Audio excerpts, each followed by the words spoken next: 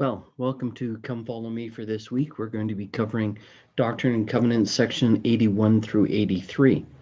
And as you remember, this is basically the historical background that will help you in your study for this coming week.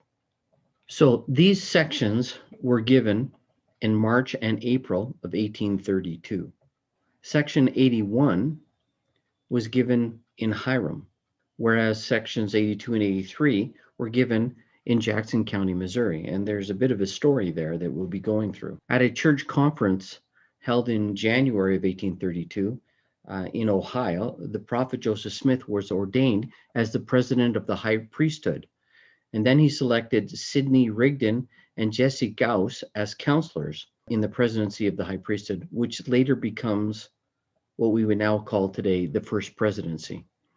This revelation should be regarded as the first step towards the formal organization of the first presidency.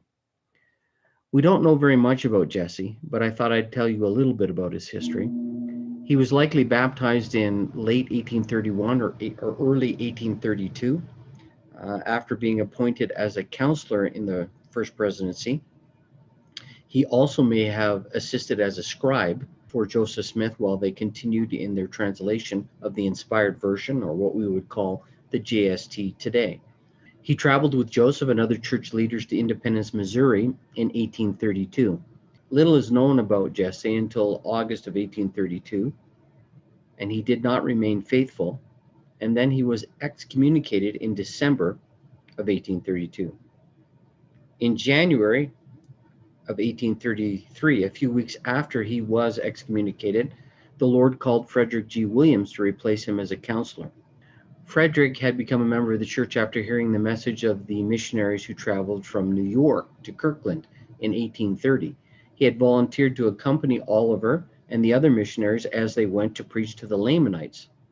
He returned to Kirkland many months later and was ordained a high priest. He later became a clerk and a scribe for Joseph.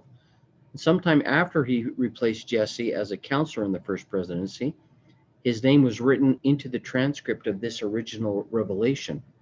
When the Book of Commandments was published in 1835, it referred only to Frederick G. Williams, although the original revelation was for Jesse Gauss.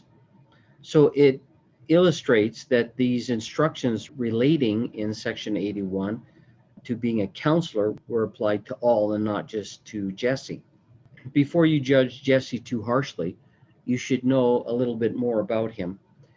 He had several years' experience with communities like the Shaker families, and after 23 years' experience with the close-knit Quakers, he appeared to be very experienced in helping Joseph Smith with the ideas that were presented in the laws of consecration and stewardship, having had many years' experience in living in communal societies.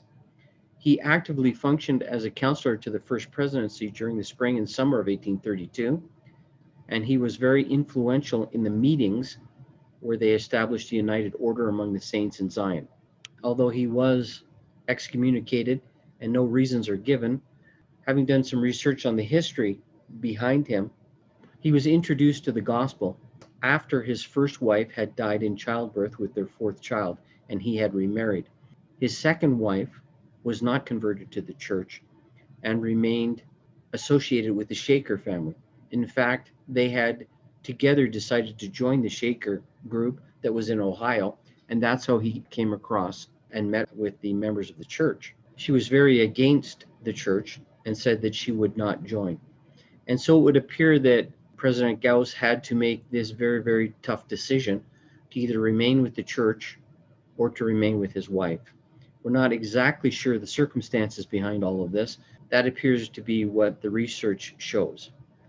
Section 81 talks obviously about being a counselor in the first presidency back in the 1830s. However, this counsel that's in there can be applied to anyone who's a counselor in any presidency. President Hinckley said this: "Counselors are not the president. In certain circumstances, they may act in his or her behalf, but this is delegated authority. A counselor is an assistant to the president. Regardless of the organization, the assignment of the president is a heavy and burdensome one. As an assistant, the counselor is not the president. He does not assume responsibility and move out ahead of the president. In presidency meetings, each counselor is free to speak his mind on all issues that come before the presidency. However, it is the prerogative of the president to make the decision. His decision then becomes their decision, regardless of any previous ideas. Even the president of the church, who is a prophet, seer, and revelator, whose right and responsibility it is to make judgment and direct the course of the church, invariably consults with his counselors to determine their feelings. If there is a lack of unity, there follows an absence of action. Two counselors working with the president preserve a wonderful system of checks and balances. Now, I've served as a counselor in several different presidencies, and I know the burden of being a president is very, very hard. Another part of Section 82 that is worth looking at is the phrase that includes feeble knees. By definition, feeble means weak, not strong, without force, easily broken, and frail. When Jesse and then Frederick were called as counselors to Joseph Smith, they were given this charge: "Wherefore, be faithful, stand in the office which I have appointed unto you, succor the weak, lift up the hands which hang down, and strengthen the feeble knees." Coupled with the word strengthen, which is to make or become stronger, the phrase led me to contemplate the meaning of these words. Early on, I assumed feeble knees meant weak or exhausted. However, the context of its use in Isaiah suggested it might have a more richer meaning, something like fearful. In Doctrine and Covenants, section 81, verse 5, the verse might be interpreted as urging the counselor to provide strength to the weak, succor the weak, provide encouragement to those who are exhausted or discouraged, lift up the hands which hang down, and to give courage and strength to those with feeble knees and fearful hearts. That is from a talk given by Elder Marvin J. Ashton in October 1981. Also appears in the Ensign in November of that year. By 1832, the church had two centers, two headquarters in essence, and we've talked about this before. One in Kirkland, Ohio, and one in Jackson County, Missouri, and they were 900 miles apart. So to assist needy saints and to generate revenue that could be used to purchase land in Zion, and also to publish revelations, a storehouse or a store was established in each location. In November of 1831, the Lord appointed a group of leaders to be stewards over publishing the revelations and the commandments, and later the Lord commanded that a firm be organized to manage the literary and mercantile endeavors of the church. As recorded in Doctrine and Covenants section 78, Joseph Smith, Newell K. Whitney, and Sidney Rigdon were commanded to travel to Independence, Missouri, and counsel with the leaders there.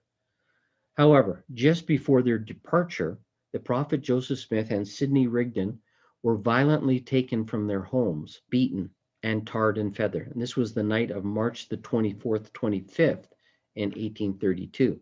This is a very famous story. You'll remember that Joseph was dragged from his home where his two adopted infants were suffering measles, and he was tarred and feathered. They chipped his tooth when they tried to put poison down his throat. Sidney was also taken. He was in a neighboring house, and as they dragged him out of the house, they banged his head down the stairs and then roped his feet and dragged him with a horse. And again, his head was banged several times or multiple times. Many historians have subsequently said that he was never the same after that. However, after that terrible night, Joseph wandered back to the house in a daze. He was covered in tar. When Emma saw him, she fainted because in the dark she thought that it was blood. And then from his own journal we hear, "My friends spent the night in scraping and removing the tar, which would have been extremely painful and would have taken layers of skin with it, and washing and cleansing my body so that by morning I was ready to be clothed again." And in the morning, he gave his regular sermon, to which he noted that there were several people from the mobbing from the night before. Later in the day, his diary indicates that he baptized 3 people. And so you can see that this would have been a traumatic experience, and yet he persevered through it. A few days later, perhaps because of the exposure to the cold air, on the night when the mobsters burst into their home, their 10-month-old adopted son, Joseph Murdoch Smith, died. This would have been a very, very difficult time period for them. So out of their first 5 children that were either born to them or adopted by them, 4 of them had died. To fulfill the Lord's commandment to counsel with the church leaders, the prophet left just a few days later on April 1st and made the 900-mile journey to Independence. The records indicate that Emma, although she was suffering from grief because of the loss of her 4th child in not many years, had encouraged him to keep the commandments that the Lord had given him and had told him to go ahead and make this journey to Missouri. As the church leaders from Ohio assembled with those in Missouri in a council meeting on April the 26th, 1832, the prophet Joseph dictated the revelation that we now know as Doctrine and Covenants, section 82. This revelation was not published in the original Book of Commandments, but was included using substitute names to protect the leaders of the church in the 1835 edition. So if we look at, in particular, a couple of verses out of section 82, and you'll notice in this new style of video that I'm doing, I'm not spending as much time in the scriptures, but more on the historical side of it. But I want you to note these 2 particular scriptures, verse 1, which talks about forgiveness, and verse 3, which talks about where much is given, much is required. To understand a little bit better about section 82, you need to know that there was a rift that had developed between some of the Ohio leaders and some of the Missouri leaders. In particular, the bishop in Missouri did not agree with some of the land purchases that were suggested by Joseph Smith. Edward Partridge and Joseph went kind of toe-to-toe on who was right. They eventually ironed it out, but some of the problem between what happened here was because of the communication problem. It was difficult for them to communicate with one another because of the distance involved. And I think that contributed greatly to this rift that occurred. In any case, when they did get back together, Joseph and Edward reconciled very quickly. Joseph Smith was a very, very forgiving man, and he was noted for his ease at forgiving other people who had done some very terrible things to him. However, Sidney had still a problem with this whole issue, and he had brought up in a council meeting and had brought actual formal charges against Edward Partridge. And so it took them a little bit more time to kind of smooth out, and Joseph eventually brought them together and they were able to overcome this difficulty. In any case, if you read section 82, read it from the context of this difficulty that they were having, and it will make more sense to you. From Richard G. Scott, we read, "You may be carrying a heavy burden." This, of course, is going to be talking about forgiveness, of feeling injured by another who has seriously offended you. Your response to that offense may have distorted your understanding so that you feel justified in waiting for that individual to ask for forgiveness so that pain can leave. The Savior dispelled any such thought when he commanded, "Wherefore, I say unto you that you ought to forgive one another, for he that forgiveth not his brother his trespasses standeth condemned before the Lord, for there remaineth in him the greater sin. I, the Lord, will forgive whom I will forgive, but of you it is required to forgive all men." Elder Scott's further counsel is, don't carry the burden of offense any longer. Genuinely ask forgiveness of one that has offended you, even when you consider you have done no wrong. The effort will assuredly bring you peace, and it will likely begin the healing of serious misunderstandings. Of course, that's easier said than done. When you feel that someone has offended you, sometimes it takes a little bit of time for you to get over that. But the Lord has indicated to us that we are required to forgive everyone. Then from Neil A. Anderson, which is a comment on verse 3 that we just went through, as members of the church, having witnessed of his reality not only from the Bible but also from the Book of Mormon, and knowing his priesthood has been restored to the earth, having made sacred covenants to follow him and receive the gift of the Holy Ghost, having been endowed with power in his temple, and being part of preparing for his glorious return, we cannot compare what we are to be with those who have not yet received the truths. Remember, unto whom much is given, much is required. We've been given so much by the restoration of the gospel. that we cannot judge other people based on the knowledge that we have. Part of Section 82 also deals with the creation of this organization, this company, this firm. And so I would like to read to you a comment from Gordon B. Hinckley as he spoke about church-owned businesses. We have a few business interests, not many. Most of these were begun in the early days when the church was the only organization that could provide the capital to start certain business interests designed to serve the people in remote areas, such as banks, hospitals, and manufacturing. We have divested ourselves long since of some of these where it was felt that they were no longer needed. Some of these business interests directly serve the needs of the church. For instance, our business is communication. We must speak with people across the world. We must speak at home to let our stand be known, and abroad to acquaint others with our work. And so we own a newspaper, the Deseret News, the oldest business institution in Utah. We likewise own television and radio stations. These provide a voice in the communities which they serve. We have a real estate arm designed primarily to ensure the viability and the attractiveness of properties surrounding the temple. The core of many cities have deteriorated terribly. This cannot be said of Salt Lake City. With the beautiful grounds of the Temple Square and the adjoining block to the east, we maintain gardens that equal of any in the world. Are these businesses operated for profit? Of course they are. They operate in a competitive world. They pay taxes. They are important citizens of the community.